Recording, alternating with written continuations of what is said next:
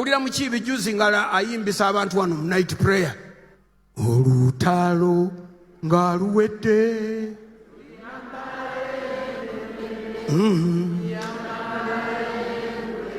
Wamma. Olutalo. Yeah.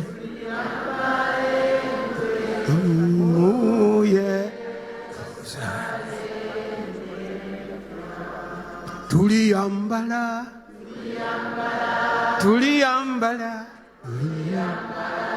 engule zisala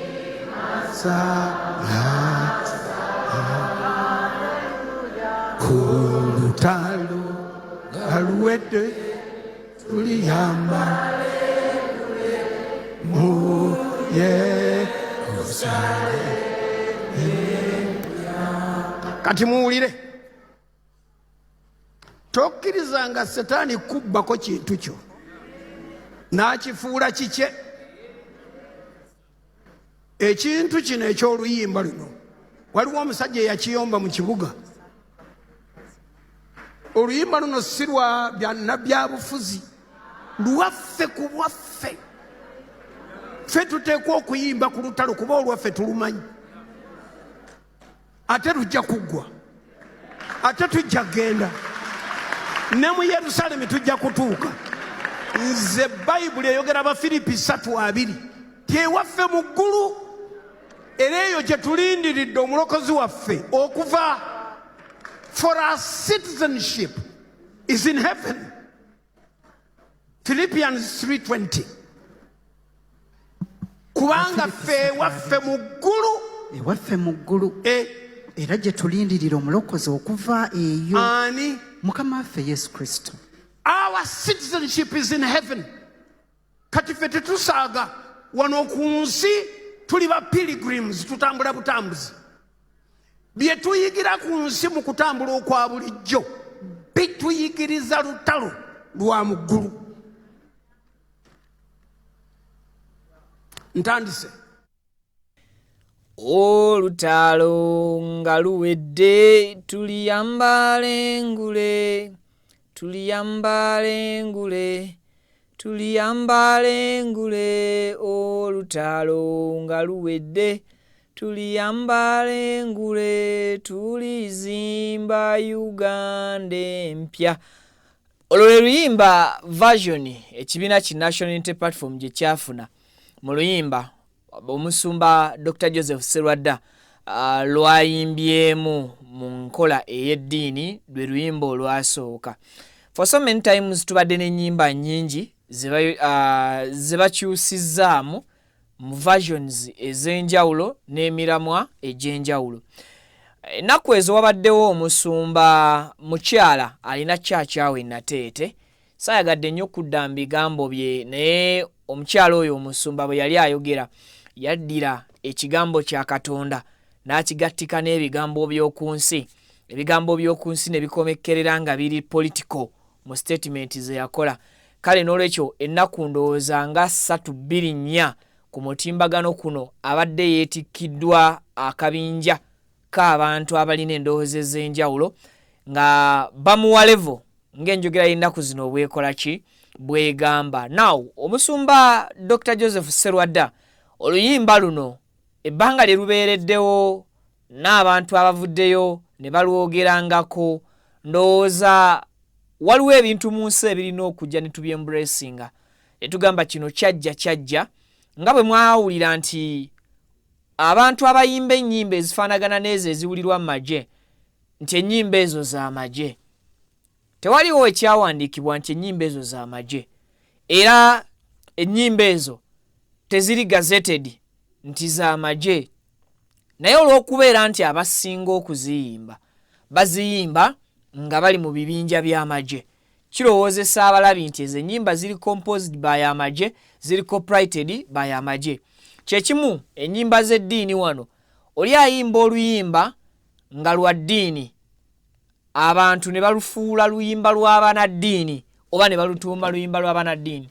Kati oyo yenna avaayo okulukolamu kopi, either kopi nga specifically kopi bweba etambula netambulirako ko waggulu wa ebirowoozo by'oluyimba ku gospel negendako ko mu mbeera ez'ensi oba eziri political oba eziri social, abantu batandika okulowooza nti maybe wabaddewo ebigendererwa ebibi ebyaleetedde okwoza mu luyimba olwo. But sometimes abantu basobola okwogera ekigambo kimu nga kirina ekigatta ku ekyo oba nga kiri related ku ekyo, oba oliawo ekibeera kyekuusa ku culture, ekibeera kyekuusa ku ddiini. Bwe ntyo bwe ntandise program olunaku olwaleero, oli buterevu ku Mukutu Vika exclusive, giwe buwika like video kigikakatako okubeera nga edduka ku speed ey'amaanyi, naye ekyo esobola kukikola ng'ogiddusiza ku misinde egitagambika. Honorable Dennis Namala ali mu luwummula bannyabo ne bassebo yagenda kukola nteekateeka kulaba nga leader of opposition etteeka mwajjira mu parliament likyusibwa era nga abeere nga takyalondebwa kibiina kisinga babaka bangi ku ludda oluvuganya. Abantu abali mu parliament bonna nga babaka oba bamemba babeere nga beenyigira direct mu kulonda omubaka wa parliament, omubaka oba gwe tuyita leader of opposition.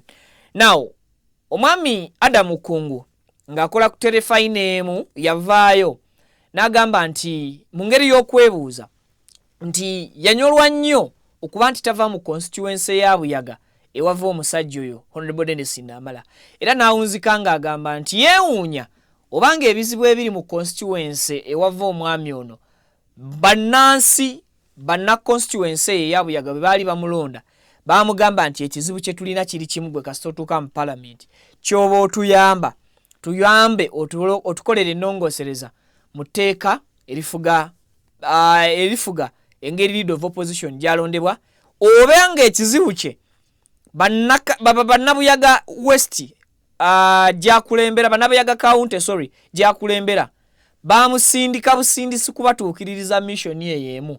Yakakasa nti oludda oluvuganya gavumenti lukola ki luba nga terwerondera leader of opposition.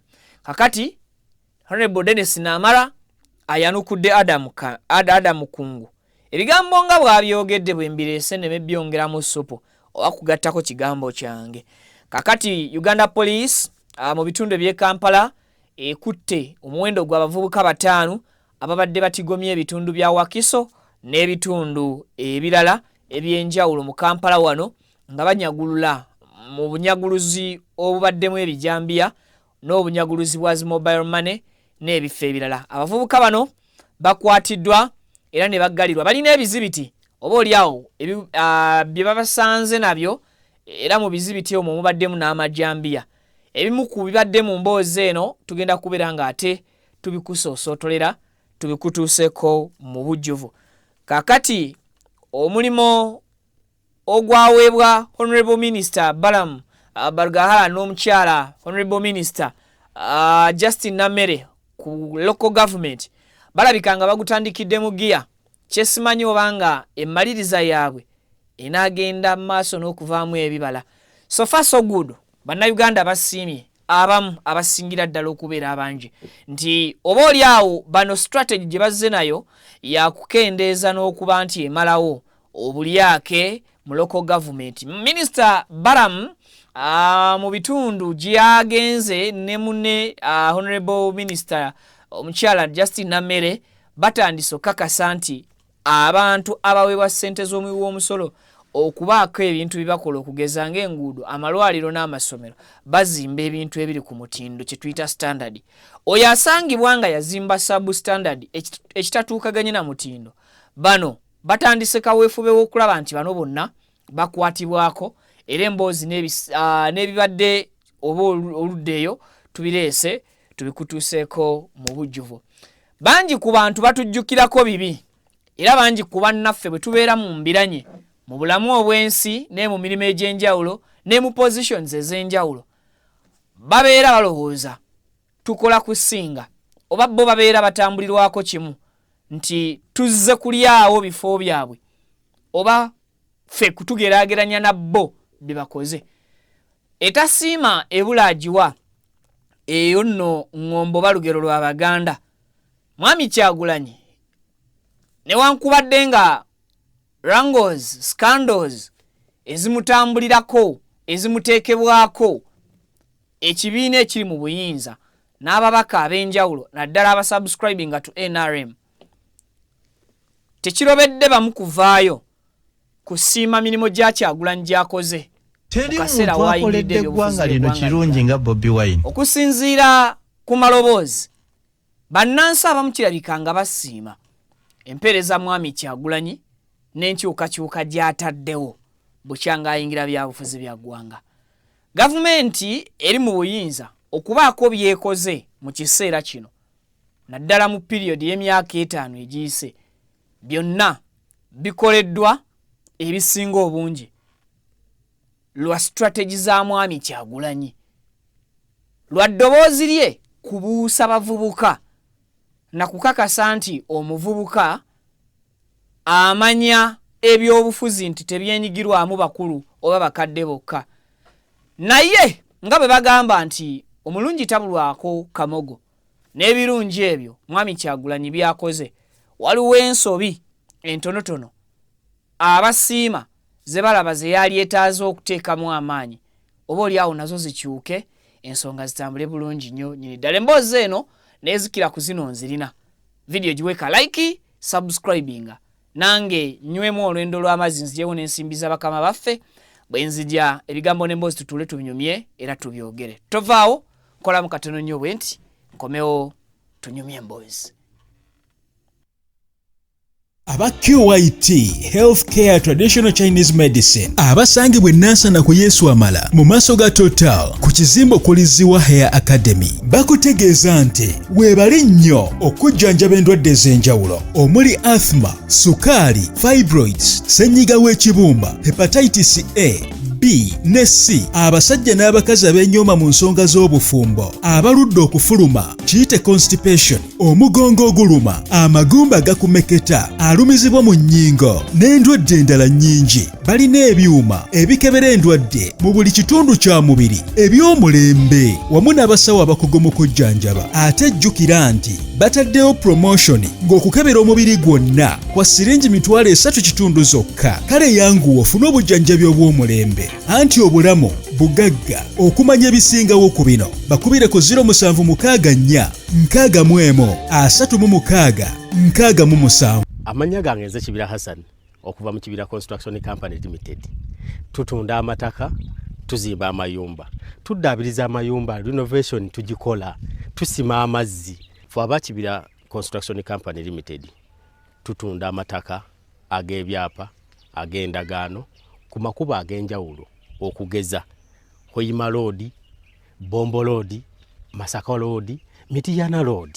Ate tukiriza ne Kibanja Mpola. Osobola tukyalirako ku ofisi zaffe ezisangibwa Ssenge wa Kiso oba tukubire ku masimu gaffe 0755 36 37 82 ojje tugende mu maaso n'okwogereza ku bizinesi yonna gy'oba oleese mu ofisi yaffe nga bwe nzoogeddeko waggulu. Tujja kwataganira wamu kubanga bye tukola tubikola nga biri mu kubogolokofu. Buli kimu ekigwa mu construction company tukikola. Bw'oba olina ky'oyagala okwebuuza era tukyalireko ffe ba Kibira tukubire buli kimu tusobola okukimala. Ntuusa omukisa okubabuuzaako nti assalamu alaikum wa rahmatullahi wa barakatuh. Amanya gange yenze Nyondo Rosette. Amanya ze Nyondo Witini. Gankola ne Nyondo Glim. Tuli wano ku Nyondo Glim Beauty Sport. Nga twagala okubanjulira products zonna ze tuleese. Tulina ekizigo kyaffe kitandikira ddala ku mwana omuto okutuuka ku mukadde. Kizigo kirungi nnyo kya nacho naye n'abagala okolamu ka brightening tukikola. Tulina products ez'abakyala,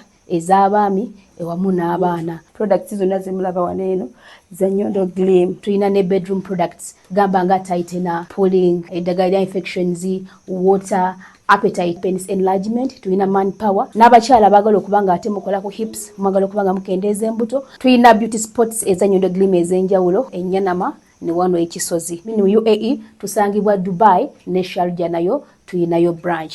Mwana watu gwaba tasobodde kujja kutusenkana we tubeera tuli tusobola okuba nga ate tukuweereza yonna gy'obeera oli. Assalamu alaikum wa rahmatullah. Abaddu ba Allah n'abazaana be abasiraamu n'abatali basiraamu mbazigirira omuddu wa Allah Kakensa Professor mu kulombeddwa ku buli nsonga zonna. Ono si mulala Haji Najibu basajja baka. ono alombeddwa ezitebenkeza obufumbo, edduwa ezikuwa obwenkanya nga wanyagibwako ebibyo oba nga waferebwa, edduwa ezigulawo enzigi erimu abaagala okgenda ku byeyo n'obeyuka mu nsi eno. Mwe abali ku byeyo abaagala empapula z'obutuuze, edduwa weeziri, edduwa ku ndwadde, edduwa ezikuuma ekintu kyo, edduwa ezikuba abalabe, edduwa ezikuba abalogo, mmenye kindeke ki na buli dduwa yonna gye baweetaze, ate nno ku buli nsonga. Ensangi zino wabaddewo obubbi bw'ebijambiya, okuyiwa omusaayi, okutta abantu, ebibinja by'abavubuka ab'enjawulo. Poliisi egezezzaako okukola ogwayo okakasa nti bano ebaggalira emabega w'emitayimbwa. Ebikolwa bino oba oli awo bongere okuba nga babirinnya ku nfeete. Olunaku olwaleero Kampala waliwo abavubuka 5 abakwatiddwa, oba oli awo ne beegatta ku nkuyanja y'abo abavubuka abeegattira mu bibinja eby'enjawulo abazze bakwatibwa Uganda Police. Okusinziira ku mwogezi wa Kampala oba ayogerera poliisi mu bitundu by'e Kampala, omukyala Rachel Kawala avuddeyo nategeeza nti bakutte ba suspects 5 bano nno nga basangiddwa n'ebisi okuli ebijambiya 2, basangiddwa n'emmotoka 2 ezibadde zikozesebwa mu bunyaguluzi bano bwe babadde bakola ki, bwe babadde bakola ensangi zino. Okusinziira ku mwogezi wa poliisi Rachel Kawala ategeezezza nti bano be bamu ku abo ababadde batigomya bannansi mu biseera nga oba oli awo bannayuganda beebase mu kiro, mu ttumbi, sinakindi n'emisana. Bano babadde basaale nnyo okwongera okuteekawo insecurity oba obutali butebenkevu mu bantu, naddala n'okuba nti babadde babbisa lyanyi mu kiyitibwa aggravated robbery. Obeera obbisiza lyanyi. Emmotoka ezo zeze zibadde zikozesebwa mu kubba oba mu bunyaguluzi bano bwe babadde beetabamu, era ng'okusingira ddala abantu abawangaalira mu disitulikiti y'e Wakiso be basinze okubeera nga bakosebwa ebibinja by'abavubuka bano, okwosaako n'ebitundu eby'ebunnamwaya. Bano abantu babadde beegiriisizaayo nnyo obubbi obuzze bubeerawo oba oli awo obulimu okunyagula mobile money. Omwogezi wa poliisi Rachel Kawala agamba bano be bamu ku bavubuka ababadde bagufudde omuze, batwaliddwa maka gaabwe oba mu buzigo gye bapangisa ne bafuuzaayo, era kituufu bano bagenza okuzuula nga waliyo ebikozesebwa mu bubbi oba mu kunyaguluza amaanyi. Bwe batyo ne bakwatibwa ne baleetebwa ku poliisi ey'e Katwe okwongera okukola okunoonyereza oba oli awo n'okwongera okuzuula bannaabwe abalala nga bwe babateekateeka okubasimba mu maaso g'amateeka gabalamule. Katusooke tufune ebigambo bino ate tujje tweyongereyo katubifune. Okufuna okwemulugunya okuva mu bantu nga keesi eyakabeerawo yaliwo nga 6 omwezi guno mu bitundu ebya Bunnamwaya, abazigu bwe baalumba edduuka lya mobile money awamu n'amaduuka ne babba ssente n'amasimu. Baafunye amawulire nti abantu bano baalabiddwako mu katale k'e Nabisaalu, era abasirikale baffe ne basitukiramu ne bakola ekikwekweto okukakkana ng'abantu 5 bakwatiddwa, okuli Muwanguzi Believer, kuliko Kato Faizo, kuliko Katongole Shafik, kuliko Kiyingi Abdala. Byekuusa ku bubbi obuzze bukolebwa nga abazigu bakozesa majambiya n'ebintu ebirala ebimenya amayumba okubba abantu, nga bakwatiddwa atubayina wano mu Kaduukulu, nga twagenze ne twaza amaka gye babeera era ne tuzuulayo n'amajambiya 2 ate n'emmotoka 2 ezigambibwa okuba nti ze bakozesa mu kutambula, nazo tuziina wano ku poliisi, nga okunoonyeza kulaga nti bano bapangisa amamotoka ag'enjawulo ge bakozesa mu kulumbagana abantu. Bwe twakoze interrogation twakizudde nti bano bagendako n'esseeta nga 3 omwezi guno ne bagenda mu boutique ne bamenya ne babbamu engoye n'ebintu ebirala nga bano bajja kuba basimbibwa mu mbuga z'amateeka nga naye kaweefube akyagenda mu maaso okulaba nga tukwata bonna abenyigira mu bubbi obw'enjawulo mu Kampala n'omuliraano. Abantu okubeera mu bulindaala ate n'ekirala abatera okwazika amamotoka mubeere beegendereza ni gw'oyazisa emmotoka yo. Olaba emmotoka yo bwerugwamu nga gw'olowooza owadde muntu mutegeevu ate ne wabeerayo abagaba emmotoka nga n'abantu be bagiwadde bamanyi ki kye bagenda okugikozesa. So tubeere bulindaala baani ani gw'owadde emmotoka yo okuvugamu oba agipangisizza nga ffe tukyagendera ddala mu maaso n'ebikwekweto nga ekigendererwa kyaffe kyakulaba nga Kampala teyina bubbi bwa majambiya. Tujja kuba twekenneenya kulaba circumstances engeri bano gye baafunamu emmotoka zino nga bwe tugambye nti abamu bazigaba bamanyi muntu kigwagiwadde. So tujja kuba twekenneenya ebintu byonna byonna nga naye kyetwagala okubategeeza nti bano abakwatiddwa bajja kuba basimbibwa mu mbuga z'amateeka. Kale ebyo bye bivudde oluyi olwo abavubuka abo bwe bati bwe badde beeyisa. Katusabe poliisi ekole okunoonyereza ensonga zino ebeere ng'oba oli awo ezikwatako. Obumenyi bw'amateeka obufaanaganako ko bwe butyo. Juzi wabaddewo emabega awo obubbi bwa bodaboda, abaana abavuga pikipiki nga basanga okusoomozebwa kwabo abatambulira ku piki era kika kumpi bye bimu ne bye babeera baagala okubba ne babatematema oba ne babatiisatiisa. Of recently twalaba akatambi nga kalaga waliwo abavubuka abatematema omuntu sides zaawana ekyengera. Kwegamba ebintu ebimu bitiisa. Abantu bagenda maaso n'okutunulira omutimbagano singa balaba ebintu bino nga bali bweru wa ggwanga. Kyongera ki? Kyongera ku nnyingiza yaffe mu sekita ey'ebyobulambuzi oba twongera kubeera nga tufiirwa ng'eggwanga. Ab'ebyokwerinda mukole ku nsonga eyo. Abavubuka abatalina bya kukola nga balowooza obubbi bwe gunaaba omulimo mwongere okubeera nga mubanyweza. Kakati Honorable Dennis Namara yanukudde omwami Adam Okungu ku bigambo bye yamwogeredde juzi bwe yali ku mpewo za terefayina emu ng'abuuza nti ebizibu byonna ebiri mu constituency omwami ono gy'ava abantu baayo we baali bamulonda baamugamba nti tuyambe otuleetera amendments oba otuleetera enkyukakyuka mu ngeri leader of opposition gy'alondebwamu. Kino nno kyaddirira omukulu Honorable Dennis Namara okuvaayo n'agamba nti azze okusobola okulaba nti aleeta ennongoosereza oba asaba palamenti emukkirize akole ennongoosereza mu tteeka eriyitwamu okufuna leader of opposition oba avuganya oludda olukulira gavumenti.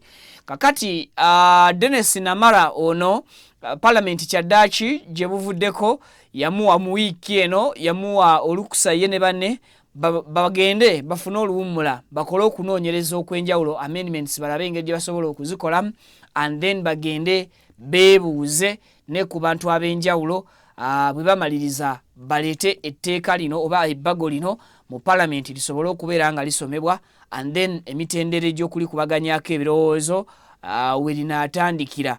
Kakati Honorable Dennis Namara ayanukudde omwami Adam Okungu. Ebigambo bya Adamu ne bwe sibikuddiramu bati yali abuuza nti gwe Honorable Namara Dennis constituency yo eyabuyaga ewammwe abaayo we baali bakulonda naawe ebisuubizo bye wabawa byali bya kizibu kimu. Ekisanja kyakatandika lwaki tosoose kukola ku bimu ku bisuubizo bye wakolera bye wawa abantu? Lwaki oyanguye kujja eno kusooka ate kulwanagana oba kwagala kukola nkyukakyuka mu bakulembeze nga tosoose yadde kubaako oba oli awo kyofrontinga ku lujjuliro lwa palamenti ekisobola okuyamba abantu ba constituency yo? Kakati omwami Dennis Namara agamba nti alina emirimu miyitirivu nnyo egiri mu faamu ye. Wuliriza nnyo response eno oba reply nti alina emirimu mingi nnyo mu faamu ye gy'agabidde abantu mu constituency ye era nga kumpi buli muntu olunaku afuna nusu kakaaga awo wakulu. Buli muntu mu Uganda ya leero Honorable Dennis Namara ba employees mu faamu abali eyo mu 100+ basasulwa kumpi nusu kakaaga buli lunaku oluyita. abalala abakozi balina abali permanent ab'olubeerera afuna ekitone ennyo ssente asasulwa emitwalo 2 oyo nno nga yasikali n'abagwa mu kkowa eryo. Ekibuuzo ne kijja mu bigambo bya Honorable Dennis Namala, constituency ye yonna ekola mu farm oba bwe yali awenje akalulu yakasaba mu bakozi abali mu constituency naye nga bakola mu farm ye. Tusooke tuwulire reply y'omukulu nga bwe yabadde annyonnyola oba nga bwe yabadde addamu Adamu Kungu mu ngeri eri awo ey'okubalaata n'atuuka n'okubuuza ye alabirira abantu bameka yadde mu famire be yali asitudde kale. Bibino katubifune. What are these Kungus talking about? Can you tell us which person he has transformed in his village, even in his own family? His family. You may find even his family they are doing very badly. He has not helped any. But he goes yapping in Amara. I employ more than 1,000 people in my constituency at my farm directly. Whom I pay casual workers, I pay them 6,000 per day. So I pay 6 million per day when we're in the season. And I have more than 100 permanent workers at the farm. The list of them earns 200,000. Who's an askari? But my managers earn 3 million at my farm. Now, more than 20,000 households from Kagadi have benefited from my farm. I give them free land. When I was contesting, I gave 4,000 households free land to plant their crops for free. 1,000 acres. Go and plant. When we calculated, I found I had built wealth to these families of over 30 billion in one season. But remember, I've been giving this land for the last almost 10 years. And a year has 2 seasons. So if one season people are getting 30 billion, it means in a year, that is about 50 billion or 60 billion. Times 10 years, 500 billion. So what are these Kungus talking about? Can you tell us which person he has transformed in his village, even in his own family? His family. You may find even his family they are doing very badly. He has not helped any. But he goes yapping in Amara. So, in the constituency, I can tell you, even as we speak, people are preparing their gardens. In my farm, they have built houses. People have got a lot of projects. I'm the only person, if I'm not mistaken, who started groups called the Namara Village Savings and Credit Groups in all the 511 villages. And they are operational, they have capital, and I've requested the president to support them each with 5 million. And I know he will give it to me, and will give it to them. This is another model of supplementing PDM. It is called the Village Development Model. The Namara Village Development Model. We are going to make every village a bank. A village bank. We're going to have a village bank. Kati osobola okumbulira mu comment section yawo ebigambo bya Honorable Dennis Namala bw'obitegedde ne bw'obiwulidde. Do you think abantu abava mu constituency ye bali contented n'ebiteeso sofo mubaka bye yakabatwalira ku floor ya parliament, era olowooza ye ng'omubaka akoze ekisoboka okulagako abantu ba constituency ye nti ddala kituufu obuweereza bwalimu bwe baamuwa yagenda maaso n'okuba nti abuzeemu nga yeeteeseteese ekimala oba nedda? Comment section weri nzigule osobola okubeera nga ojoininga conversation eno butereevu nnyo nyini ddala. Bwe nvaawo awo waliwo akatambi kano ka Mwami Kyagulanyi. Ebigambo bino yabyogera gwali mwezi gwa May, zali naku z'omwezi 20, gwali mwaka gwa 2024. Olwo lunaku Bobi Wine yakwate kuwo n'agenda ku Uganda Human Rights Commission, akakiiko akaali kakulemberwa omukyala Fauzat Mariam Wangadya. Era Bobi Wine yali yatwala dda okwemulugunya kwe eri akakiiko kano akatakabanira eddembe ly'obuntu mu mwaka gwa 2018 mwe yali aloopera akakiiko kano, bamwe yali ategereza akakiiko kano ng'agamba nti akakiiko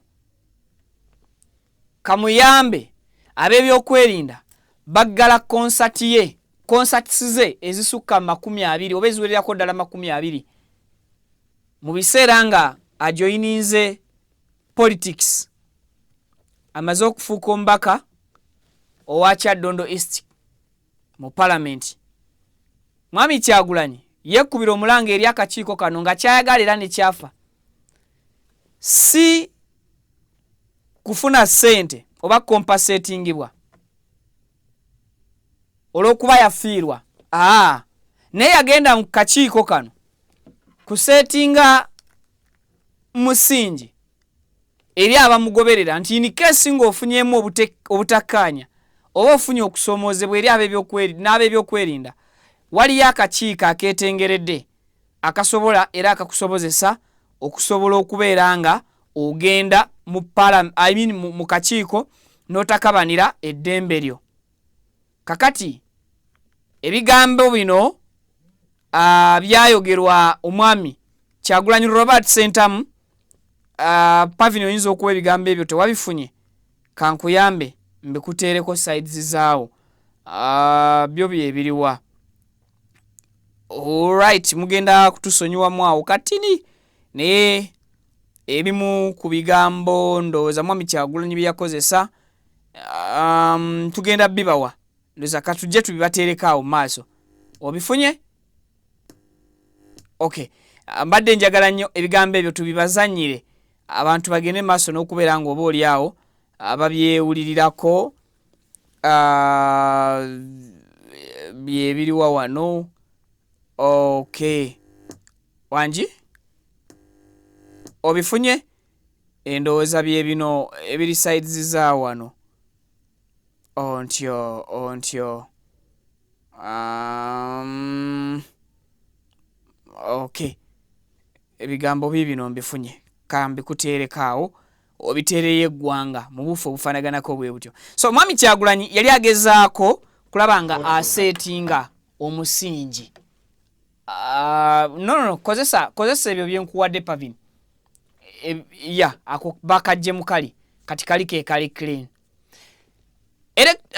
Uganda Human Rights Commission mu kifo ky'okuba nti ewuliriza ensonga ezaali zirese mwami Kyagulanyi akadde ako omukyala Mariam Muwangadya yalagira ab'ebyokwerinda bajje bafulumye mwami Kyagulanyi agende.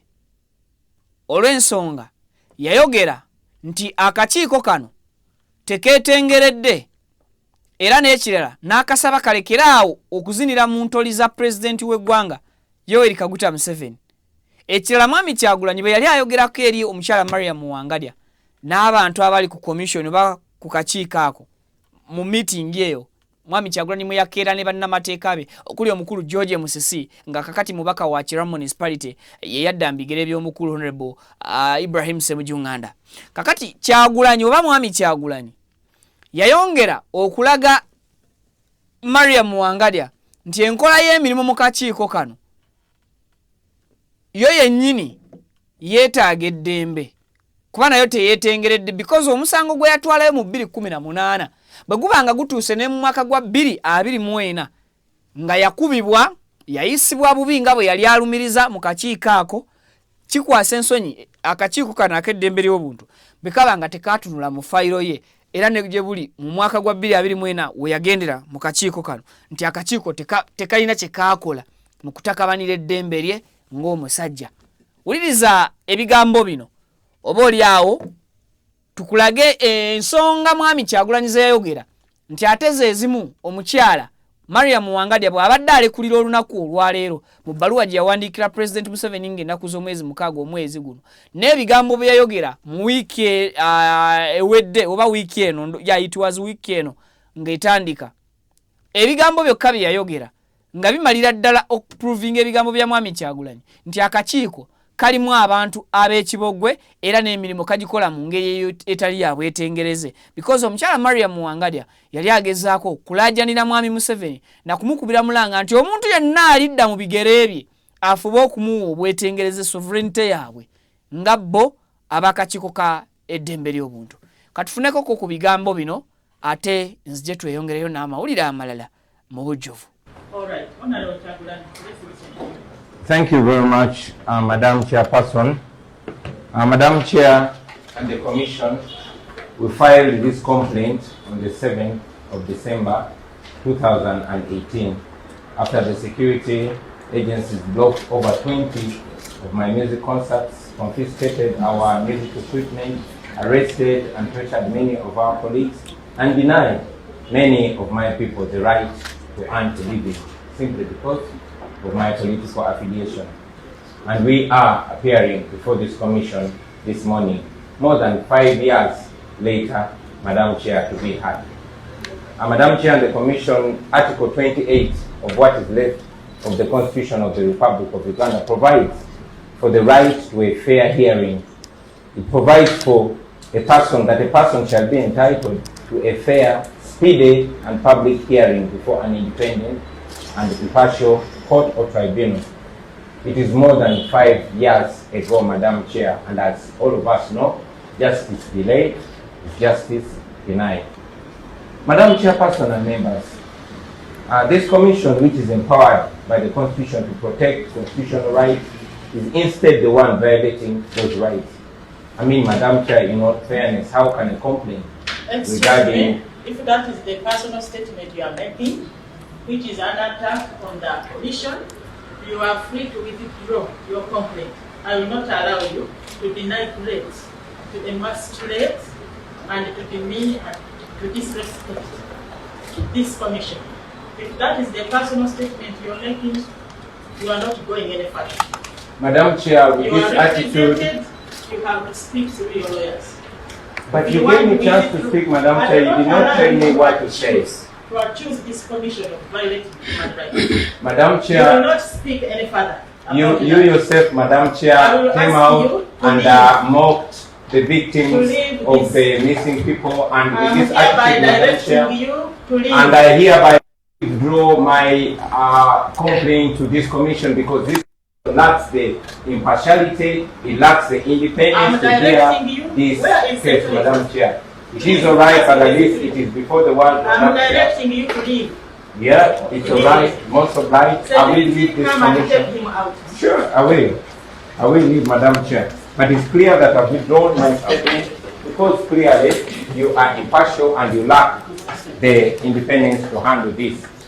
This commission is on a test to decide whether it is serving the people of Uganda or serving the interests of General Museveni and his military regime. Remember, Madam Chair, this is supposed to be the Uganda Human Rights Commission, and I wanted to go on record telling you this. Thank you. The world heard you, Madam Chair.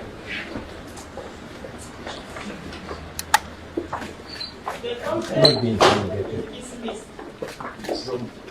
So gwe mwaka gwa 2024 omukyalo oyo yali akubiriza akakiiko ako Mwami Kyagulanyi yamugamba ebigambo ebyo n'amutegeeza nga akakiiko bekatali independent teketengeredde mu bigambo bya Maria Muwangalya ye kennyini bye yayogera gye buvuddeko mu kwogera ku okwasembayo yategeeza nti mwami president agenda maaso n'okuba nti asindika abantu abatagwanidde.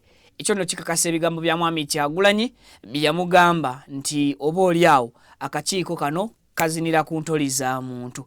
Osobola okumpa ebigambo byo mu comment section yawo kiki kyolowooza oba oliawo ku mbeera ezibaddewo enfunda eziwera Mwami Kyagulanyi ku bigambo byayogera ne wayita akabanga abantu ne batandika okulaba nti oba oliawo byali bituufu. So nga mu kaseera waaba akikoledde bangi ku ba critics abagenda maaso n'okuba nti bacriticinga oba bakuba ebituli mu nkola ey'ebintu Mwami Kyagulanyi gy'abeera abikozeemu.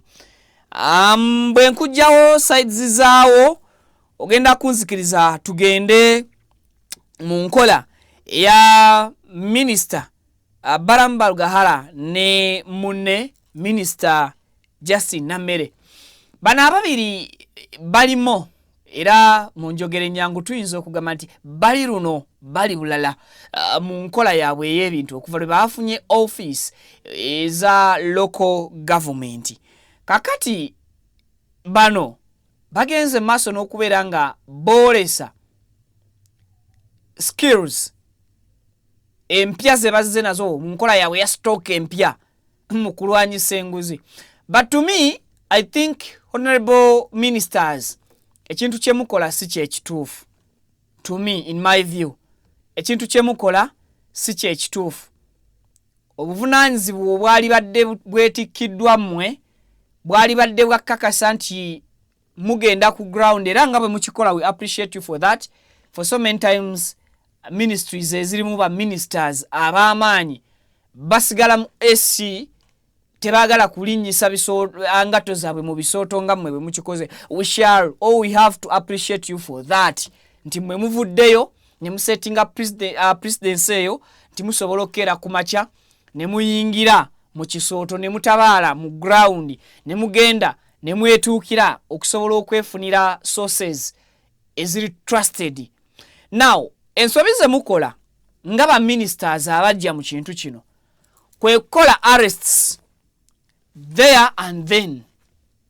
Singa Honorable Minister Balam ne Justin Namere bwe musinkana abantu bano muddayo ne mutegeeza bekikwatako ne bajja ne bakola okunoonyereza oba mmwe kennyini ne mwongera okukola underground check up to confirm allegations, because awo wonna we muli mubeera mulimu allegations. Omusajja ojja munenya engeri gye yakolamu oluguudo yesi yadde ffenna tuli kunenya substandard alabikira mu mirimo egikolebwa abantu abafuna contracts ennene mu government nga naddala nga baweereza ebintu ebigenda okujuna eggwanga ebigenda okujuna abangi, but because waliwo emitendera procedures eziyitwamu omuntu ono okusayininga ssente, kyokola kirungi okubuuliriza n'omanya, naye awo wonna wonna oli kuba suspects, olimu okuba embarasinga, olimu okubeera nga obavoola mu balala, because at the end of the day waliwo abajja okugenda mu kooti emisango giveeyo nga tegibakkamu vi, nga gw'obadde accusing oba gw'obadde otwala nga suspect nga wamwembarasinze wamuyisiza mu ngeri gy'omuyisizaamu ku ground. Nalabye omusajja omu district engineer nga bamukutte ali ku mpingu mu masuuti ge agenda maaso n'okuba nti abuuzibwa akaneemu kanabbiri alambula eddwaliro mu bitundu ndoza byabadde bya bulambuli sides zeeyo.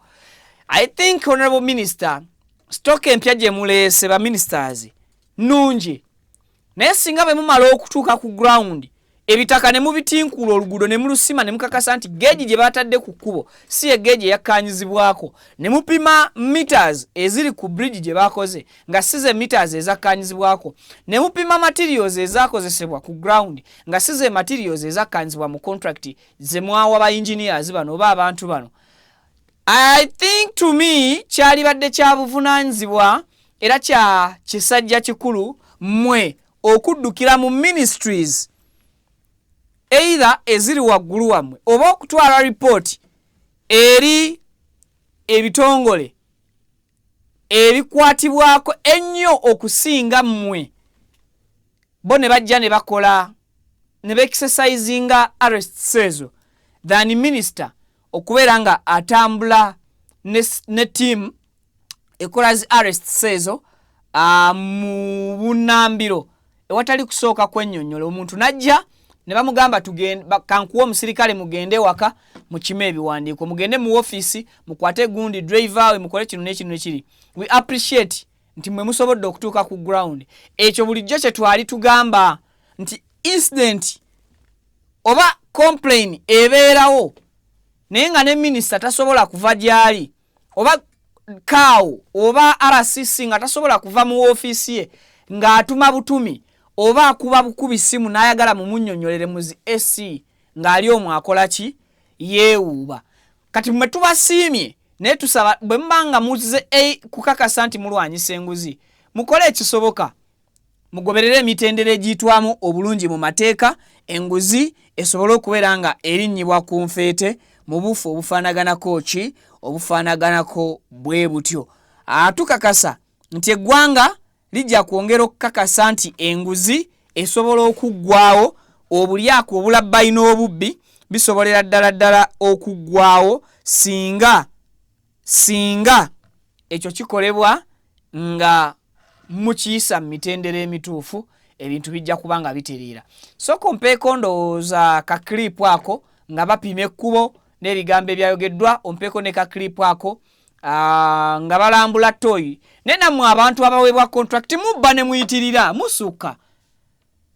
Eddwaliro lyali supposed kubeera nga liina maternity ward naye nga naawe kennyini azimbye eddwaliro tosobola kukkiriza mukyalawo kugenda kubeera mu ddwaliro eyo. Walayi muswaza Omuntu n'ozimba pit latrine naye nga toyina pit, n'ozimba latrine naye nga teyina kinnya, n'olaga nti wagisaasaanyizaako obukadde 75. Sometimes it's sad to defend you guys.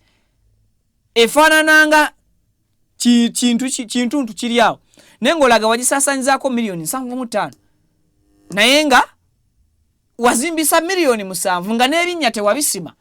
Soko mpe katambi tandikira kwako kennyini omale ompe kali ak'ekkubo tusooke tulabe embeera nga bwe yatambudde.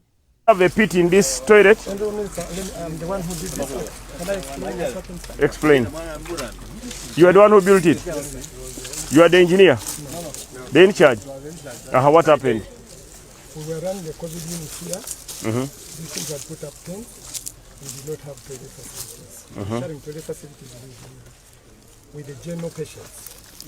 So in the process, we were mixing patients. So we had our usual PHC funds on account. And those funds come from where? From the ministry. From government of Uganda? The usual PHC operational funds we used to facilitate. So when... Who cleared those funds to be paid? Where do you have funds, such funds, who clears? We have a UNIC, that's the Health Management Committee, in charge. There is a town clerk, there is a cow, not town clerk. Here you have a town clerk. Yes, there's a town clerk. Okay, so is the town clerk here? So no, he's not around. Where is he? Person, yes, he transferred out of the district. But the good thing you are here. Yes, I'm here. So you spent how much money here? We spent about, I think, 7 million here. 7? Yes. We put up a slab which is washable with a drainage the other side. So people thought for us putting up, there was no planned project for that financial year. We only did it as an emergency measure so that we could have patients instead of going to the general toilet. You are sure you used the 7 million, not 73 million?